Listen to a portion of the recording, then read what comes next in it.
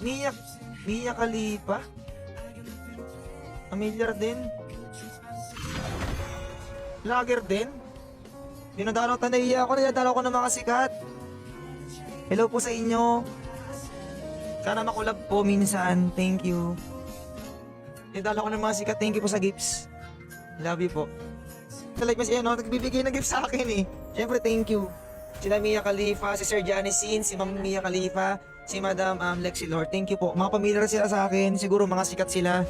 Hindi ko alam ba't pamilyar. Saan sila nag-ano? Sa PH Hub? Ah, sa Philippine Hub. Ah, yung isang app na ano. Yung may beat sa simula. Mga ganon. Ano yun, yung kami alam ko, ay oo, ginagamit ko dati yun. Kung nag-search ako ng mga ano, ng mga definition, para siyang ano yata, parang Webster siya, Webster ng dictionary. Tapos search mo, okay, ano, educational. Doon pala siya nagla-live. Proud po ako sa inyo, lalo na po sa inyo, First Sir Janice Hines, kasi grabe, lahat po ng trabaho yata, pinasok nyo na, saludo. Pati pagiging astronaut, thank you po.